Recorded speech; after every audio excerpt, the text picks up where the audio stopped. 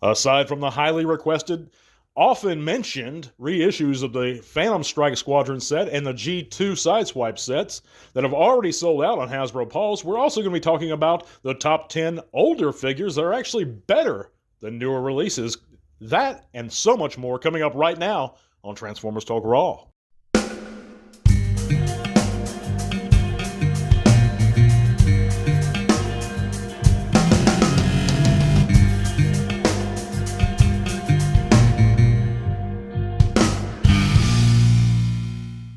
Welcome back, trans fans, to another TTRP. That's a Transformers Talk Raw podcast on YouTube or Spotify. I'd like to thank you guys for coming in and listening this week, making Transformers Talk Raw a part of your weekly routine. We have a big show packed, guys, so listen in. It's going to be a cool one. But before we get into all that, if you haven't heard and clicked all those great links in the description below, and if you don't click any of them, you can do me a favor and at least click one, and that's to my buddy Mike's channel below. That's Brookstopia. He just started up his channel. He's on YouTube for the first time, so if you haven't, checked out our Patreon, or if you don't want to go over to our Facebook group, at least you go over there, do me a solid, guys, and go sub to my buddy Mike's channel. He's been my best friend for about 30 years now, and it's outdoor stuff. He's going to be doing a lot of cooking stuff, a lot of real-world stuff, talking about his life. It's really cool things he plans on doing, so check that out if you haven't. But yeah, let's get right into it, guys. You know the spiel. There's a lot of cool links down there. Just check them out. But we're going to be talking about top 10 older figures that are better than the new versions. And let's get right into it, guys. These are my personal choices. And if you like any of the ones that aren't as good as the older releases, that's fine. This is just for fun.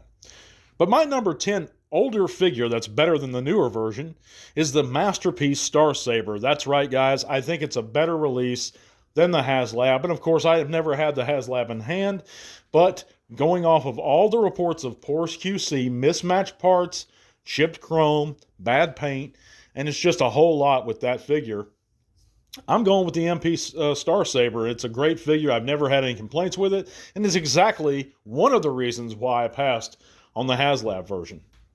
But moving on to number 9, I thought the Generations Hound mold from way back in the day was a better figure than actually the newer ones, and that includes Siege or the one from the Autobot multi-pack that was an exclusive, I believe. I think those are really good hounds, but I think the Generations release was better. It came with a really neat a neat version of Ravage, and that's hard to do in our modern era, is to get a decent cassette Ravage. I think it's actually the best modern, aside from the MP, modern Ravage we've ever gotten in the main line. But aside from that, the Hound was fun. He looked cartoon accurate. He's still in scale by today's standards, and he was fun to transform. He had cartoon accurate deco, and I thought he had great accessories. This was a great figure, guys, and in my opinion, it still holds up. Really fun, ingenious transformation, too. But moving on to my number 8 older figure that's actually better than the newer release, and this one goes way back to 1985, and that's the G1 Trax. I think this is a better release than the Legacy, to be honest with you guys. It looked better in vehicle mode. No, it had virtually no articulation in robot mode, but he had movable arms, I believe, at the elbow. But he was fun, and that's the point. He was way more fun to transform. The new one, the feet aren't right. They're on spindly little ball joints at an odd angle. I hate transforming the newer Trax, the Kingdom Trax. I believe he was Kingdom. I hate transforming him. He's a pain in the ass. The Generations one was the same way. It wasn't a very good figure, in my opinion. I think the G1's better, and if I could go back and trade out, if anyone wants to trade me, I'll give them a Kingdom Trax for a G1 all day, every day. The G1 had die-cast in it, had firing missiles. It was just a more fun figure. Real rubber tires.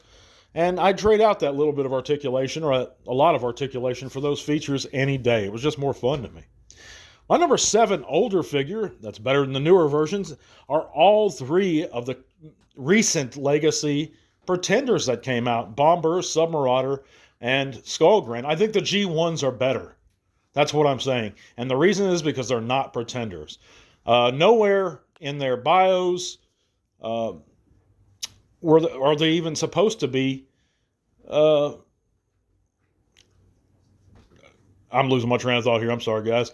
Uh, Iguanus specifically is known for loving his pretender shell. When you remove that shell, it's a betrayal of his character. Fundamentally, it lacks an understanding of who he is as a character. That's what I meant to say. Skullgrin, he may not have that love of his outer shell, but the point is they're all pretenders. The newer ones are not. It's like a fusion of their outer shells with themselves. I'm not down for it. Why is Skullgrin larger than the other two anyway? That doesn't make sense either. When you take away the pretender, it kind of makes it pointless.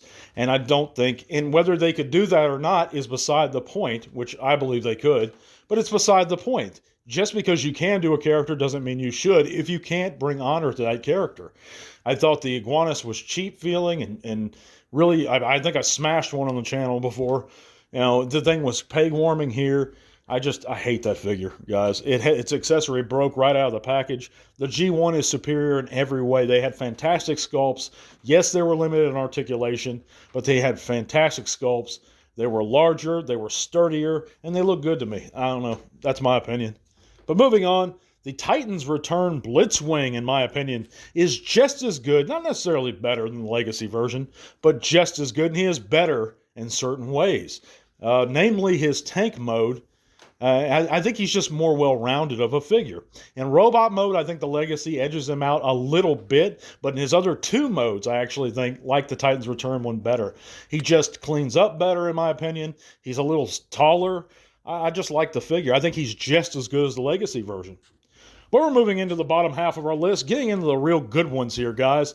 And number 5 of the older figure that's better than the new is the G1 Mind Wipe. I think it's the Titans Return or whatever it was, the Power of the Primes version we got, whichever one. It was a horrible figure, and I know they retooled it a little bit and made him into Dracula in the crossover line. I'm not about that mold. The transformation was interesting, but the figure felt flimsy and hollow and cheap. I didn't care for their version of Mind Wipe.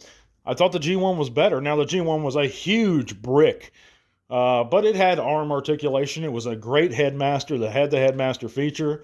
I thought the G1 Mind Wipe was just a better done figure than... And that's saying a lot, because the G1 Mind Wipe wasn't a great figure. It's a classic figure, but it's not a great figure. But it was just better than the newer offering. This new one stunk, guys. Number 4 might make a few people mad, but it's the Transmetal 2 Megatron. I think the original trumps the new one in every way. Besides articulation, I don't think the new one's head looked particularly like the cartoon at all. It has no vac metal, no action feature, and I thought the action feature on the old one was cool. It's smaller than the old one, but that big one that kills me is the vac metal. There's no reason why Hasbro can't do modern day retail release vac metal. They act like it's a premium feature to only be included with HasLabs, but that's horseshit, guys. We've seen it with Mattel. They've done vac metal recently in the Masters of the Universe lines, and there's just, at retail, for cheap, there's no excuse for it. I thought the older Transmetal 2 Megs, the original one, was just a much better figure. And that's not saying the Legacy looks bad. It just doesn't do justice to the old one. Which leads me to number 3, and that's the Generations Brainstorm. This figure was superior to the Titans Return in almost every way. Larger, sturdier, had better features. At least, yeah, it had the actual headmaster gimmick where you pop in the head and his stats you can see on his chest. The newer one didn't have that at all. Now, it's in better scale, some might argue, but the larger Generations Thrilling 31 was just a fun figure. I highly recommend it. You can probably still get it for pretty cheap on the secondary market. I thought it was better than the Titans Return, and I'd take it any day of the week over that one. Number 2 is going to be the Generation 2 Laser Prime that's better than the newer release. And it leaps and bounds better. I mean, and if you're talking about variations of that mold, the RID Scourge is even better than the Speedia 500 Scourge. That mold had ahead of its time articulation. I bought it new in like 96, 95 out of the mall. I remember opening it. This thing had insane articulation, ratchet joints. The RID one version of that mold had chrome and vac metal. It had electronics in it. The new one, it has a hollowed out, neutered trailer. There's nothing to it. There's no chrome or vac metal. There's no electronics. The mold feels light. The colors are off, especially on the RID version. And there is just the older one is better in almost every way. The articulation is just as good almost. So that's my opinion, guys. But number one of the best older figure is the Netflix B. I think the Netflix B is superior to the Studio Series in almost every way. It's more of a realistic Volkswagen. I know people will make the argument, well, we don't see it as that in the cartoon, that it has more of the penny racer look. But I don't think the cartoon version was that rounded, boxed off either. I don't think it had a more rounded off look in vehicle mode. Now, you could say the colors are a little more tune accurate. That's a valid argument. But it's my opinion, guys. I just thought the Netflix B is the superior figure here. It's just little bit of a parts former, that's true, but I just like it more. I don't know. But that's my list of the top 10 best older figures that are better than the new ones. But let's move on, guys. We know that the Phantomstrike Squadron set and that other set, I don't know the name of it, I didn't look it up, that includes the G2 Sideswipe, was up for pre-order on Hasbro Pulse and is already sold out the same day they announced it. So it sold out relatively quickly, guys. But if you didn't know, I just want to update you guys about this. It's still available on sites like Entertainment Earth or BBTS. As much as I hate promoting BBTS, it's a reputable site, and you can still order it if you missed out that first time on the original exclusive Phantomstrike set. So these are great sets, guys. I own them. I like them. If you missed out, be sure you pre-order them this time. But let's move on to this week's news and talk about our poll results. Check out the poll results. And last week we asked the question, should HasLab die or be discontinued?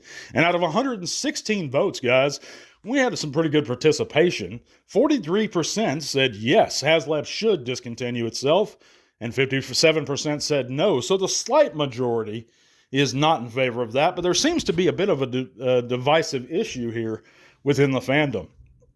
I'm in the camp that thinks that HasLab absolutely needs to die. I talked about that last week. If you haven't checked it out, go check it out, guys. But it is something that I think that needs to go away. The entire sales model is off to me, of course. But the fans have spoken. Most of us, by a small margin, favor the process. But I'll be curious to see if Lyle Kaiser is backed. We know it has just under 5,000 backers right now, as of this morning, of the recording of this morning. But I don't know, guys. So I think it'll be backed. I don't know if the last tier is going to be met. I forget what it needs to be at, 18,000, something like that, 16,000 for that last tier. I think that's the stand. I know it'll be back, but I don't know. But anyhow, guys, let's move on to this week's news. And first off, guys, we know that Isaac Singleton Jr. is the voice of Darkwing in Transformers 1, is to attend TFCon LA, and that's March 7th through the 9th of this year. So if you guys love that character, I think there's a little Twitter guy that goes around and pretends he's Darkwing on Twitter. And I think is that something now? Is that something people do, fans do now, is they create accounts on Twitter and pretend to be a robot Transformer? I don't know. But I know that this character has a lot of fans, specifically that version of Darkwing. I'm not familiar with that version of Darkwing. I don't really care about that version of Darkwing. Love the G1 Darkwing, but other than that, I don't care. But I'm sure Isaac Singleton Jr. is a very talented voice actor, and he's going to be at TFCon LA. If you're excited about meeting him and you're over at TFCon, be sure to let him know Transformers Talk Raw says hi. But also, HasLab pre-orders were up in Mexico for Lyle Kaiser and they went up on the today, I believe. No, the 13th. Okay, so that's pretty cool for all our friends down there. We also know that Skybound's Transformers Volume 4 trade paperback is up for pre-order via Amazon, and of course that has a November release. So anybody who's excited about that can go over there and pre-order it. Of course, Skybound, that's a great comic. I love their run so far. I've read the first few issues. I need to go back and read the rest, but I'm enjoying it so far. Moving on, we have two bits of news as far as in-hand pictures of the first is the Studio Series Voyager Ironhide. And that's the War for Cybertron version, and he looks good for what he is. If you were in the Fall of and War for Cybertron games and you're excited about this one, check that one out. Of course, we also know that the Studio Series Voyager TF1 Sentinel Prime, we also have in-hand pictures of him. And he looks actually really, really close to the character model in the film. and I think he looks pretty good for what he represents. It's not my cup of tea again, but if you're excited about this figure, I hope you get him soon. That's going to be it for this week, guys. Thank you for joining me. God bless you guys. We're going to be back real soon. Be sure to hit that like. Make sure you subscribe to my channel and my buddy Mike's channel, and that link is going to be in the description below. God bless, and to all our one fellas. This podcast is made possible thanks to the support of listeners like you. Thank you.